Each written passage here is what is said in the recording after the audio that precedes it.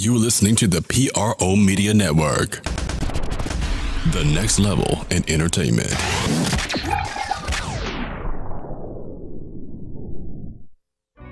There he goes, AD, throwing it down! How about a poster? Anthony Davis is on fire!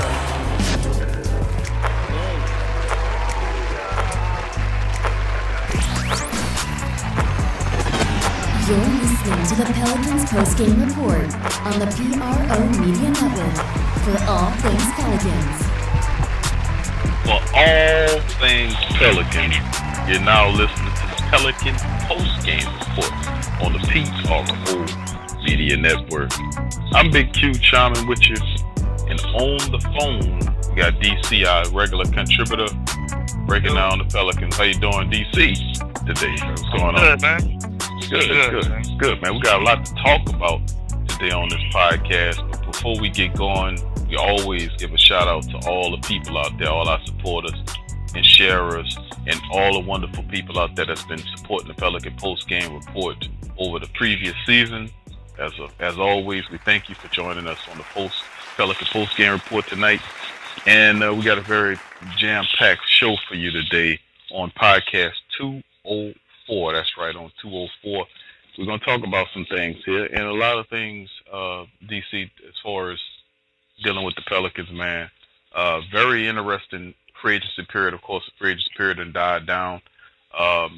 We've been covering the free agency period. Of course, the new segments we have called the TSC Rapid Fire segments, of course, breaking down the free agency and all that kind of wonderful stuff. I hope you guys have been enjoying those rapid fire sessions, but we hadn't gone away from the Pelican post game report. That's in addition to everything else that we are doing.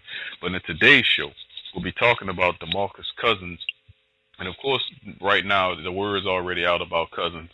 The fact that he lied and said that he didn't get a significant offer from the New Orleans Pelicans. What you gonna lie about that for, Big Q? Said that he didn't get a good offer. And of course, it's now the information has been released that DeMarcus Cousins received an offer from Dale Demps and the Pelicans, a 2-year deal worth $40 million. And of course, he turned it down and took the sucker's move and ended up headed to Golden State to ride the coattails of the great Steph Curry, the great Kevin Durant, got Klay Thompson, Draymond Green. A cheap way to get a ring, but nonetheless, there's no rules against saying or doing that. Man, but the people need DeMarcus Cousins, man, to win that next ring, bro. Right. LeBron done went to LA. They need him. It's amazing, man. I'll be honest with you, the foolishness. But we ain't gonna get into it right now. We're just gonna mention it. We're gonna give you the rundown right now. Of course, AD. We're gonna talk about AD and the relationship. What happened? We're going to get into that. It was a story released, of course, that's now coming out that Anthony Davis, the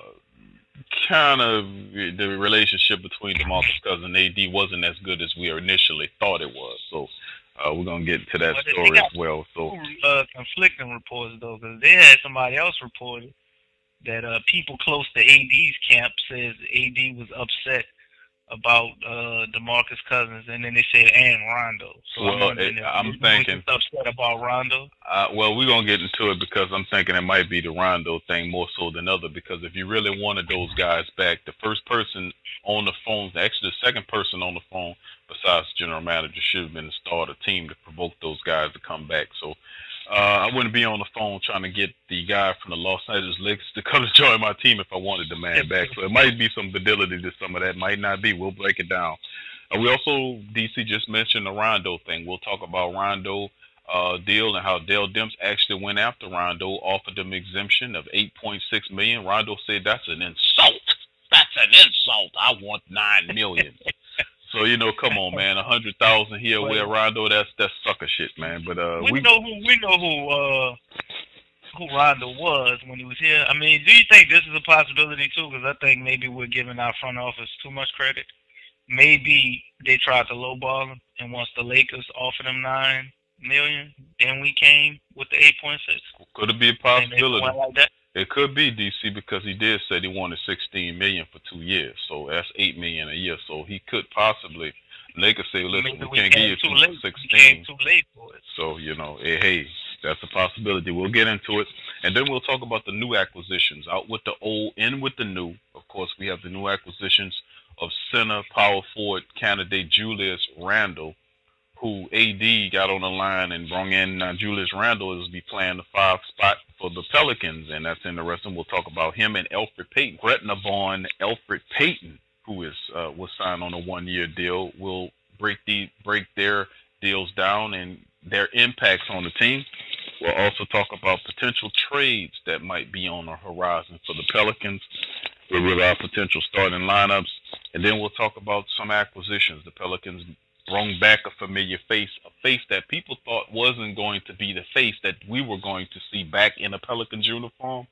A lot of people thought, not quite, but we'll reveal who that is. And then we got some more stuff to talk about with the Pelicans Summer League. DC will give his breakdown on the Pelicans' first Summer League game tonight that played, and some interesting people. Some question marks on that team, Frank Jackson and otherwise. We'll get into it in the podcast as well. So without further ado, let's get right into podcast 204. DeMarcus Cousins is the first topic up the bat, DC. And like we kind of alluded to earlier, is that the fact that he did come out and do a bunch of backward stuff. But in the end, if you to play devil's advocate to the belief, the thing is, the moves that he's done was pretty questionable. But we've got to look at it like this, though. From a business perspective, it's a cheap way to get a ring, but in the end, he wants to come out in 2019 with a loaded free agent class and try to score big, betting on himself in the 2019 class to get that $100 million big time contract. We both had reviews about this. We talked about this when it happened. I think him doing that is going to get him less money. For him to go to a situation like maybe a Portland or somewhere like where he was really needed and you could see his numbers go up, no matter what he does, unless he shows tremendous athleticism, it's still going to look like he took a step back because he's lining up with Kevin Durant, AD. How many 40-point games you think DeMarcus is going to have this year? You going to have some triple-doubles, a bunch of triple-doubles? I don't see triple-doubles because I don't see him coming back, according to some of the best medical reports saying that he's not going to come back until around February or possibly after the All-Star break. So he'll play half a season, and he's got to get used to playing with the rest of those guys. So that's kind of a short season for him to get used to playing with them, though. That's kind of, so he's kind of put himself behind. Right. Let's say he's not the same. He's lost a lot. Naturally, I don't know, man. I think he's still going to get some money, of course, but we talking about $150 million and all of this. I don't think he'll be able to get that type of money unless maybe, like you said, there's some desperate team you don't think out there give it to him. Maybe there's always some desperate team out there that are willing to pay somebody. They're gonna regret it, man. $30 million a season. Always. We got I can name 3 of them right now. My number one guy. I don't want a guy like that with that type of mentality as my number one guy. You can look at AD, and just with AD, we didn't even have anybody else really. AD Drew Holiday, and that's when Drew Holiday wasn't as good as he was now. AD made it to the playoffs. DeMarcus Cousins can't ever say that on his own. DeMarcus really is really interesting move right there. A lot of people don't like it. Didn't like how he left the city of New Orleans. New Orleans was very fair to him. Hey, man, that's just how some people are. And he'll get that selfish player label. His agent actually contacted Golden State's GM and put him to Golden State. Golden State wasn't even looking in his way. No, that was his idea. It was his idea to contact him. His idea, Q. It wasn't his idea. No, it was DeMarcus. Nobody wanted DeMarcus Cousins. I'm a warrior. His agent felt so bad for him. I'm a warrior. Oh, you're a warrior, all right. Guess what I saw at the Summer League games tonight for the Warriors? DeMarcus Cousins. DeMarcus Cousins. Sitting next to Steve Kerr. Oh, man. There you go. Well, they can have him. But, guess what I didn't see in the playoffs when the Pelicans played the Warriors? Steve Kerr? I didn't see DeMarcus Cousins. he wasn't over there with the Pelicans at all. I wonder why. Man, I'm totally disappointed in that guy, man. I'm totally disappointed in that guy, but that really shows what type of person this guy is. When you are the best center in the world, I mean, best center in the NBA, and you turn around and not go to a team contending, I can respect the Lakers thing. You go to the Lakers, that way you'll be a second option to the great LeBron James. Kevin Durant thing, man, all over. Then you go to this is way worse than the Kevin Durant. It's worse than DeMarcus Cousins takes Kevin Durant off. He takes Kevin Durant off the hook. We will forget about Kevin Durant leaving OKC, whatever, because at least Kevin Durant actually will had earned his championship titles as being the best player on the team versus what DeMarcus Cousins would be the fourth best player on the team. That, Kevin Durant was also an MVP before he ever left. He also he was up on Golden State 3-1. I think that's why everybody was so upset that he would go join them. It's like, wait, y'all could actually beat them. What are you doing? He didn't like Russ. That's probably what it was. Russ's weird clothes, that's probably what did it, pushed him out the door. His weird. It's kind of weird, man. Russ is weird, man. Real weird. But anyway, enough of that. That's DeMarcus Cousins news. We're going to let DeMarcus be a warrior. I'm a warrior. We're going to move on to the next talk. We're going to talk about Rajon Rondo. Another very sad move because we were endeared to both those players, both Cousins and Rondo. Rondo also vacates and heads toward Lakerland, which some people out there, I was reading various reports, don't like the fact that if you're a Celtic, you leave the Celtics to go play for the Lakers, which is which is sad. But Rondo looking at it as, hey man, I'm gonna play with the greatest planet ever. The Celtics, in my opinion, I don't think they ever should have got rid of him. The Pelican situation is this.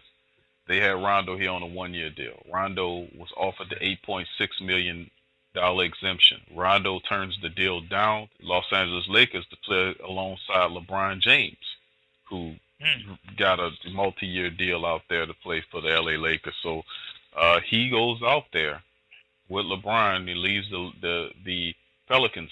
Funny thing about it is the fact that Dale Demps actually did a pretty decent job of trying to sign these guys. And you could say, okay, we'll match the $9 million, Rondo, to bring you back. But then again, this might be just one of those moves where you say, you know what, like you said, if I can't have DeMarcus Cousins and Rondo together, maybe it's together as a tandem, maybe it's best for them to both lead, and then we'll just groom or work with what we got here. Because at some intervals last year, you could say Rondo kind of slowed the team down a bit, but if you look at like when the rotations where Rondo would come out and Ian Clark would come in, a lot of the Ian Clark factor was huge as well. So Rondo going to Los Angeles along with Cousins going out on the West Coast could ultimately end up being a very good move for the Pelicans, wouldn't you say?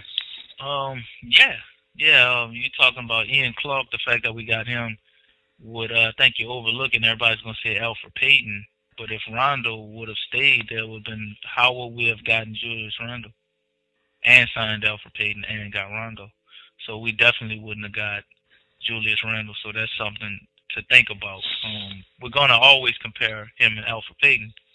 But when you look at the person that he really should be compared to, is the person who has a salary that he wanted, will be Julius Randle.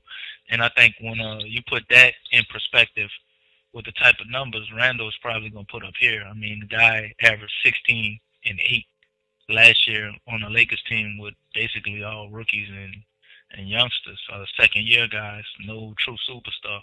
Playing alongside Anthony Davis, I think his numbers might go up a bit.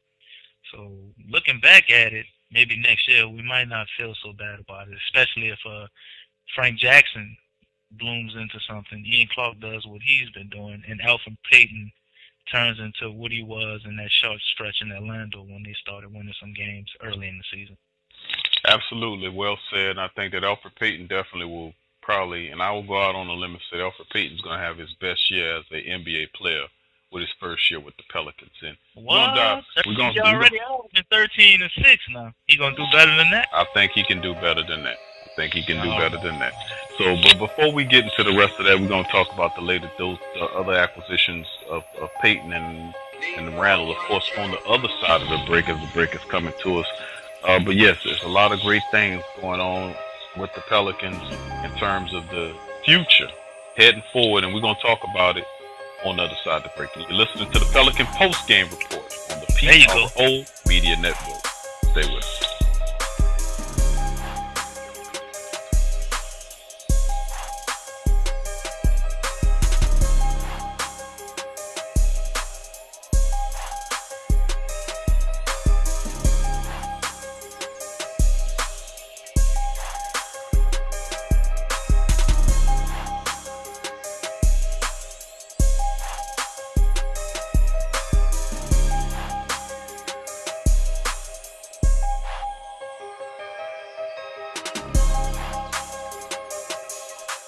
What up, sports world? It's Big Q from the Sports Coma, representing the PRO Media Network, letting you know that the PRO Media Network is in a push now on a mission to gain 10,000 subs. That's right, 10K on the subs. And to help promote to get 10,000, the PRO Media Network is not only going to be doing the shows that you love so much about the Saints, the Pelicans, or LSU, but also it'll expand out the biggest stories about the NFL, the NBA, and even include new content dealing with anime, gaming, and even movie reviews in an attempt to expand out its platform. So if you're a fan of the PRO Media Network, the Sports Coma, or the Pelican Post Game Report, and other podcasts made by the PRO Media Network, please join us in our efforts in our mission to get 10,000 subs. Share us with fans, share us with friends, share us with family members, and help the PRO Media Network gain 10,000 subs. Peace.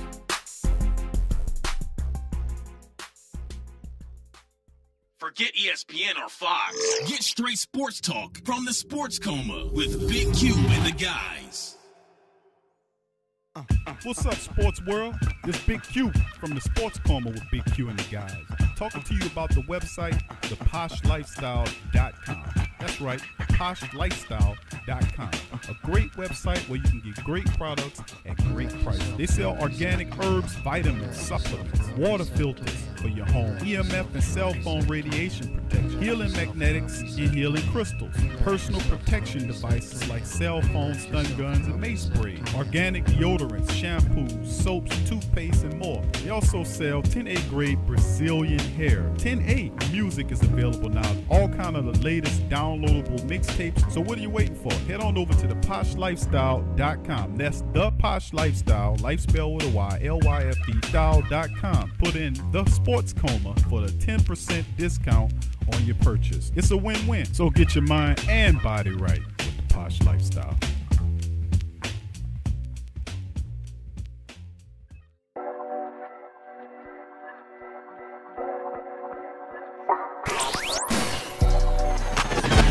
You're listening to the Pelicans post-game report on the PRO Media Network for all things Pelicans. Welcome back to the Pelican post-game report. Pelican post-game report on the PRO Media Network. We're covering the Pelicans, man. We're talking about the Pelly's departures of Rondo and Cousins on the first segment. This time around, now we're going to look into the future, or the present rather, about the two up-and-coming young players that the Pelicans signed aboard, which is in the personages of Julius Randle, the power forward center prospect that'll play the 5 for the Pelicans next to AD, and of course Gretna's own hometown kid, Elfrid Payton, who comes in after spinning bids with the Orlando Magic and Phoenix last year. Elfrid Payton having a very solid year between two places, and he's trying to make a name for himself in his hometown. So here we go with these latest acquisitions. And DC, let's get right on into it and talk about Mr. Elfrid Payton and Mr. Julius Randle. And a lot of people would say, well, Elfrid Payton is a step down from what we had last year in Rondo. And we had to crunch the numbers. Not so much, because a lot of people might not be aware of what Elfrid Payton brings to the table, but most certainly his production can be a lot further along than Rondo, wouldn't you say? Most definitely. I think the biggest step down that people are thinking about is smart basketball people. They're going to notice that Rondo made life easier for Drew Holiday and AD. So we're not sure if Elfrid Payton can do that. But when you look at purely a number standpoint, you trade maybe about 3 assists per game. Alfred Payton averages about 6.5 assists per game. But he's going to get you 13-something points. In regular season, Rondo was only giving you about 8 points, maybe 8, 9 assists. In the playoffs, of course, his numbers went up. But what Rondo would do, he would command the team. He had full control over the offense, who went where, this person goes there, cuts go here, and pretty much throwing the ball around like a quarterback. It's pretty impressive. Can get AD and Drew Holiday to understand how all of that work, follow that same blueprint, and they can repeat this with Alfred Payton. I don't know how much we'll lose with the addition of Julius Randle, and people are not thinking, you know, basically DeMarcus Cousins didn't play for half of the season, so you got somebody here that's going to play with the addition of Alfred Payton. It may not look as bad as people are thinking. I think with these two additions, man, these two guys, they bring a lot, and you're looking at 50 wins at the best. You know, they're probably getting that 50 up to them 50 wins, man. At the least, we're probably going to at least win 40 or 37 games. That would be a horrible season. Well, very interesting, because the fact that we crunched the numbers, and you know, looking at some of the numbers that you may mention about just Alfred Payton, we're going to move into Julius Randle in just a second. But Alfred Payton finished last year 13.6 assists with 4 rebounds. Not bad. And outside of that, his 33%, he shot 33% from the three-point line, and his field goal percentage is pretty high too. DC shot, if I'm not mistaken here, he's got a career average of 46.6, might as well round off and say 47% from the field. That's pretty impressive for Mr. Alfred Payton. A lot of people not taking that into consideration, man. He's going to really impress a lot of people in his hometown. And the 44 games that he started in Orlando before he was traded, he was shooting at 37% from 3 at that point. So his three-point shot has obviously improved going into this year. I think Orlando was just, I guess, trying to unload assets and start over. I mean, you can't look at him and think he's horrible. How many times have Orlando just given away good players? Pretty much become a tradition from to give away great players. Shaquille O'Neal, Chris Webber. I mean, I think they had Chris Webber there and swapped them or something like that during the draft day trade. They gave away Tobias Harris not that long ago. Tobias Harris. That's what they do. Orlando, right. That's what they do. Right. So, I mean, the next thing we're going to talk about is Mr. Julius Randle. Of course, he signs a 2-year deal with the Pelicans, and obviously DC, a 2-year deal worth $16 million. Basically, I think about 8.6, huh? 8.6. Exactly what Rondo passed up. Right. The exemption 8.6 for Julius Randle, but it's a 2-year deal. The second year is an option on it, so it really kind of breaks down to a 1-year deal, maybe a trial situation. But Julius Randle, man, the name of his game is strength. Yeah, I say strength and hustle. Tenacity is a very good word that fits him. Grit. You know, all these type of things, and I think we're looking for that guy that can bring some passion, that guy that can, you know, ruffle people's feathers a little bit, and I think that might be him. Julius Randle is going to get to the basket if he don't do nothing else. He gonna fight down low on offense and defense, and he will draw fouls. He will. For the Kentucky Wildcats, he drew more fouls than anybody else in the history of that program when he was there. And that's saying a lot, because you had Cousins, AD, and Big Cat all come out of there. And he was the guy that drew the most fouls. So Julius Randle playing on side of AD, too. I'm sure they'll have chemistry, and he'll complement Anthony Davis very well, because Anthony Davis can play center, which he was more productive at on the offensive end. But on the defensive end, you could match Julius Randle up with pretty much anybody on the defensive end. Of course, if they're a 7-footer, we might have to reconsider. Julius Randle, man, he won't get bullied in the post, most certainly. And I remember one of my favorite commentators. Play small ball, we ready. One of my favorite commentators, Joel Myers, always called him the pump fake king, because that's a part of his game to get you in there, to get you into the foul. But yes, I'm very excited about getting both these players, both Julius Randle and Alfred Payton, in the mix of the guys that we got here. So very interesting, man. AD likes to be recruited also a sneaky facilitator too. That's a lot of things I think people don't really notice about his game. He's a deceptively good passer and ball handler. And that's the thing about El Gentry. El Gentry wants to run these guys, definitely make the team faster. Alfred Payton is a guy that can run. So is Julius Randle. So there you go. Julius Randle is one of the fastest forwards in the league, in my opinion, as far as quickness.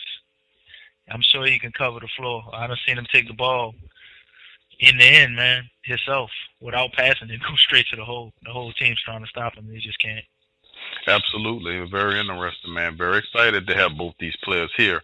Now going into the potential starting lineups, DC, I'm looking at the potential starting lineups based upon what we signed. I still feel Dale Demps has one more big move in there somewhere that's going to come on the horizon sooner or later. But the potential starting lineup that me and you talked about off air is Alfred Payton, Drew Holiday at the guard position, small forwards are Nikolai Mirotic, Anthony Davis, and Julius Randle at the 5. What you think about that? I think that sucks. Nah, I think that's a pretty good starting 5. But my 5, I'm going to name a player who ain't even there. I say Dennis Schroeder. I know he's not there. He's not but, there. His trade talks surrounding him in Atlanta, I'm hoping maybe we get him. We're going to get into that. That's very interesting. You bring up something a little earlier. I see Dennis Schroeder starting for the Pelicans with Drew Holiday, Mirotic, Randle, and AD. You could allow Alfred Payton to come off the bench. But that's all me wishing. But my real start lineup, what I would like to see, I would say if we got to go with right now, it would be Alfred Payton, Drew Holiday, Randle, AD. I really want to see Mirotic with the second unit, possibly at the end of the game, being in there with the starters. But we need to find a forward, or maybe one of these guys off the summer league that can come in and start in the beginning of the games to give us a spark while preserving our bench unit as well. So let's get into some of that potential trade. Since you brought up, you kind of opened the basket on that potential trade that we spoke about. We could talk about the summer league game. We go either way. You see what I did there? Yeah, we could, but we're going to just take the trade thing. We'll save the summer league for the back end of the podcast. But the potential trade situations that's happened is only maybe 3 trades involving 2 different teams, 2 different trades. We're talking about 3 different players, excuse me. And of course, you made mention of Dennis Schroeder, which is a report coming out that it's no secret that Dennis Schroeder, prior to the draft, made a statement that he wanted to be traded. Of course, the Atlanta Hawks didn't draft young Trae Young from Oklahoma, the exciting young point guard, to be the future of the Atlanta team. Dennis Schroeder obviously on his way out. Pelicans can end up getting Schroeder. They have concerns about some issues he had off the court. That's the potential. Then, of course, his teammate at small forward, Kent Bazemore, or I think playing 2 guard. Kent Bazemore is another potential candidate for trade. He makes about $19 million a year. They're trying to get Bazemore out of there in a possible trade. His athleticism, his shooting, his defense would be interesting for the Pelicans.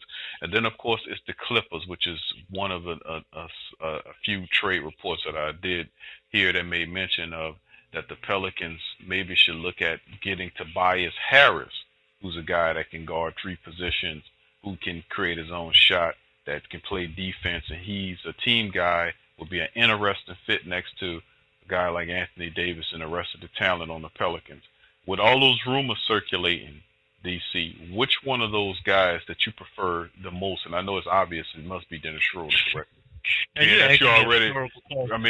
pretty much put him in the starting lineup already, so why the hell not, right? Yeah, I'm being a little, I guess, embellished there, but it's 2 reasons. Dennis Schroeder, if I'm going to go for the money, you're looking at Kent Bazemore, $19 million a year, man. I know if we get off of Solomon Hill and Alexis Jenka, we probably could pull that off. But $19 million a year for 2 more years, I don't know if Bazemore is that good. Then you're going to have a guy like Nikolai Mirotic coming up on free agency, and he's going to be like, hey, where's my money? I'm definitely worth more than $12 million. You giving this guy 19. So I don't know about that. Definitely Tobias Harris is a better fit than Dennis Schroeder. But I think Dennis Schroeder is probably the possible one out of the 2 from Atlanta. I mean, this is a guy who has all-star capabilities. Everybody would say going into the season last year, he had the assault charge, and now Atlanta's, done with him. They done got Trae Young. So coming here with AD, I think he could take his game to the next level. Yeah, most certainly. I know you like Schroeder. I prefer Tobias Harris. I think he's more of a long shot candidate for the Pelicans. The name I say probably Tobias Harris over Schroeder. If a trade happens, it's probably gonna happen with Atlanta because where there's smoke, there's fire, and we keep hearing trade rumors. And Atlanta's in the market to move a couple of those guys, and they're willing to take on contracts and picks during this rebuilding year. So Atlanta's definitely a team there. Tobias Harris, I think the Clippers kind of holding him for bigger things, perhaps. But either one of those guys will be an upgrade. I think Schroeder would be perfect in the Pelicans uniform. His speed and teaming, I would love to see him and Drew Holiday together in that backcourt. That'll be something special. And you talk about speed. You talk about the Pelicans moving and running fast like Gentry really wants. Imagine Dennis Schroeder, the blur, out there in the Pelicans uniform, dashing back and forth up the court. I mean, that just be a beautiful scene for the Pelicans. We can't run anymore. I mean, we were number one in pace last year, so I mean, I think we're gonna break that. Oh, we're gonna break that most certainly with those guys. We'll see. We're interesting, but that's what's giving the Pelicans pause for the trade is the off-court issues. But it removed that. That deal would have been done already. Kawhi Leonard's still out there. Maybe we possibly thinking that taking a swing. Okay, let's stop right there. Let's go ahead and move on toward the next thing, which would be the Ian Clark situation. We got Mr. Ian Clark back. Now, I said earlier in the first segment of the show that hey man, I'm just gonna say what it is. I was the one that predicted before all of this stuff started that I think that we could have gotten both DeMarcus Cousins and Rajon Rondo back because that's what we wanted to hold those two very important pieces of last year's team together. In the pursuit of landing both those guys, we wouldn't have had enough money to, of course, bring Mr. Ian Clark back. Guess what? None of those scenarios played out. Both those guys took a hike to California. Ian Clark stood down and said, hey, what about me? And the Pelicans said, well, guess what, Ian, bro, come on back at the veteran minimum. So we got Mr. Ian Clark back to help the Pelicans moving forward. So very interesting move. I really like the fact that Ian Clark is back. During the stretch of the season, he was absolutely terrific after the All-Star break. He found his game. He was excellent, lights out in the last quarter of the season. Then you look at what he did in the playoffs. Love Ian Clark. Perfect fit for the team. Glad to see him back. DC, what's your comment? 18 points on the Warriors, man. Off the bench. Pretty impressive. I'm definitely really happy to see Ian Clark back. I'm more excited that he came back for the minimum. So that means we possibly still have enough money to, I guess, search around a few garbage cans and find another player because we still need that wing guy. I'm not sure if we're going to get him in a trade, if we get Schroeder or not. So definitely excited to see Ian Clark back, though. Big bench piece, man.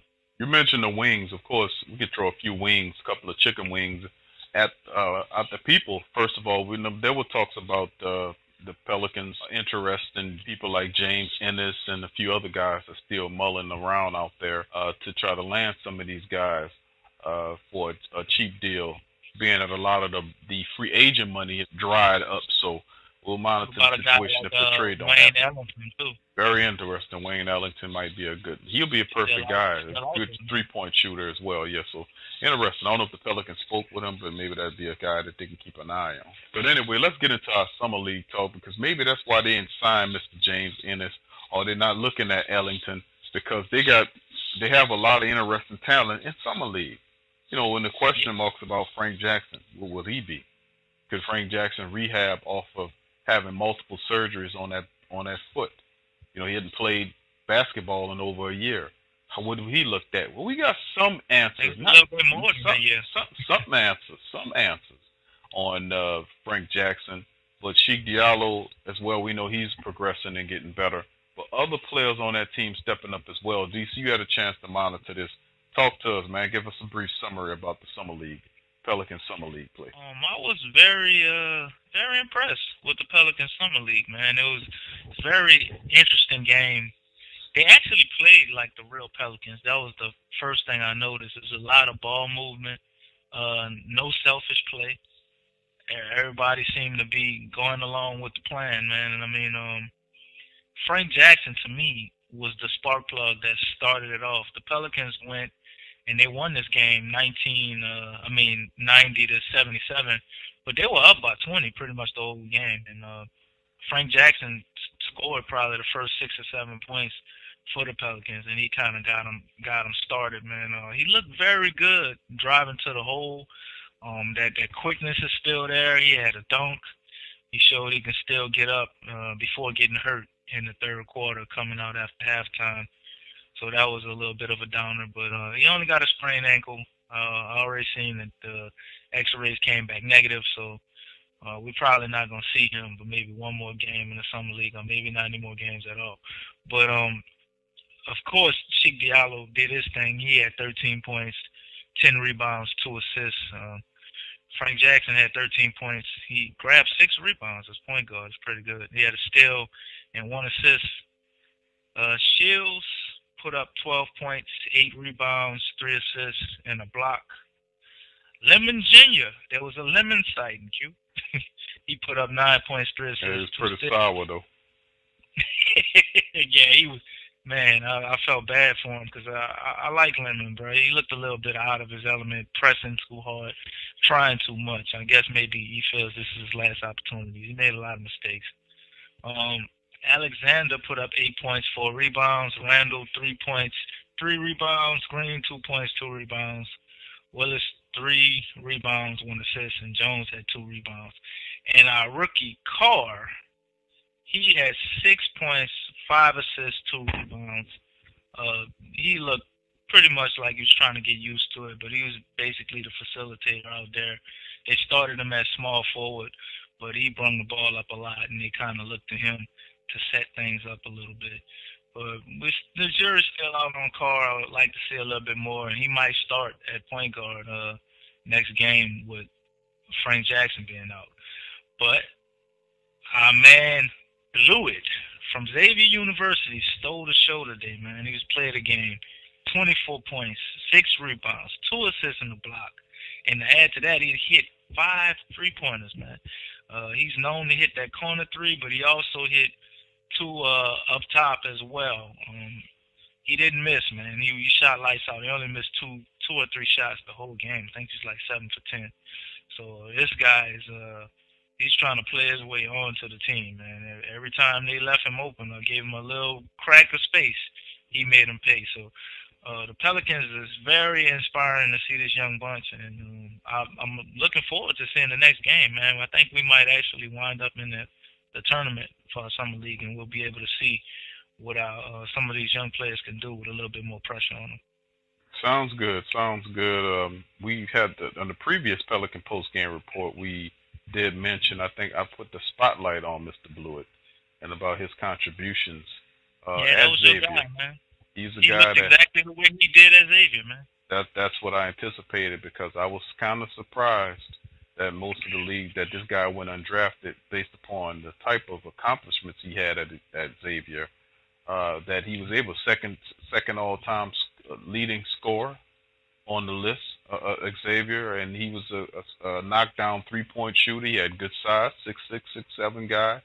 40% from behind the 3, huh? And I just don't understand why this guy wasn't drafted. But hey, the Pelicans, trust and believe. You keep an eye on Blewett, and hopefully the Pelicans won't blow it on Blewett.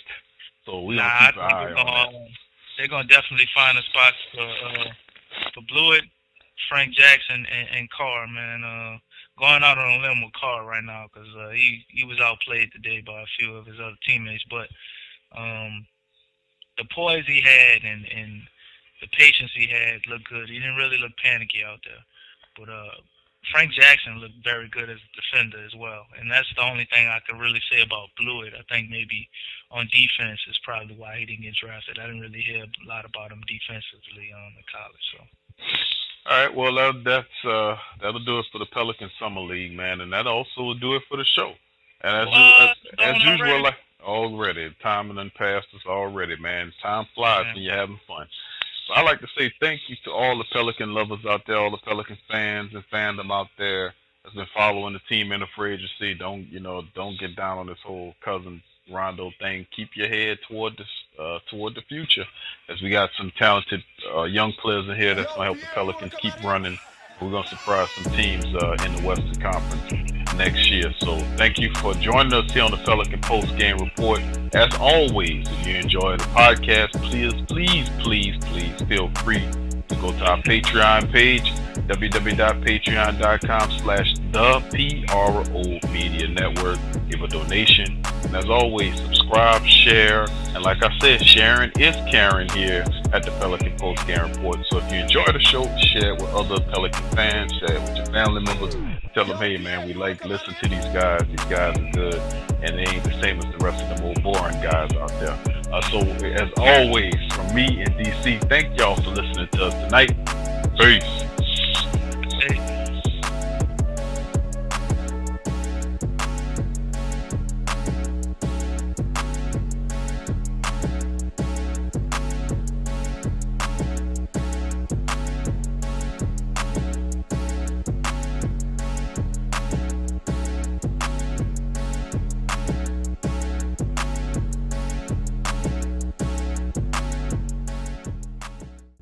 Forget ESPN or Fox. Get straight sports talk from the Sports Coma with Big Q and the guys.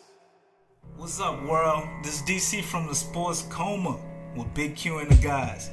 Have you ever been sitting in front of your computer screen, or in traffic, tired, lacking energy, feeling drained? Did you know there are electromagnetic fields or EMF waves all around you that cause this disease? Get it? Dis-ease? Luckily here at Posh Lifestyle, you can get your EMF protection. They have pendants, the shell-dyed bricks, cubes, and pyramids. Check out the PoshLifestyle.com. That's life spelled with a Y. PoshLyfestyle.com for all your health needs. So get your mind and body right with a Posh Lifestyle. Clear, clean, great-tasting filtered water. We're all thirsty for it. But in the U.S. alone, an estimated 2.5 million plastic bottles are added to the environment each year in search of the perfect drink of water. There has to be a better solution, and there is. Crystal Quest, a leader in the manufacturing of water filtration technology, has been providing clean, drinkable water for 20 years. With a deep commitment to providing the highest quality products and excellent customer service, Crystal Quest has been recognized by such leaders as Consumers Digest, Dr. Oz, and Colin Ingram's The Water Drinking Book. Providing cost-effective, reliable water filtration systems for residential, commercial, and industrial customers worldwide, offering our customers the cleanest and most environmental-friendly drinking water at a rating of high purity. With Crystal Quest's water filtration technology, you can rest assured that your water will be crystal clear. Contact our network of authorized distributors and join our thousands of satisfied customers. Just log into thePoshLifestyle.com. Once again, that is thePoshLifestyle.com. You're listening to the Pelicans Post-Game Report on the PRO Media Network for all things Pelicans. In today's world, children are bombarded with negativity on television, online, and at school. Our kids need to have a positive outlook on life and the world around them. I want to share with you a valuable resource you can use to bring positivity into your child's life. It's the new book, 101 Powerful Children Affirmations, a guide to positive child self-image, from author and dad, G.J. Barabino. This is a simple guide loaded with wonderful and inspirational affirmations designed to uplift young people's spirits. This positive and powerful children affirmational is chock full and loaded with wonderful inspirational sayings that will lift your child's self-image to whole new levels through the awesome power of spoken word. 101 Powerful Children Affirmations, a guide to positive child self-image from author and dad G.J. Barabino. Available on Amazon. Order a copy for yourself, your child's teachers, or anyone you know with children. 101 Powerful Children Affirmations, a guide to positive child self-image. Order your copy today.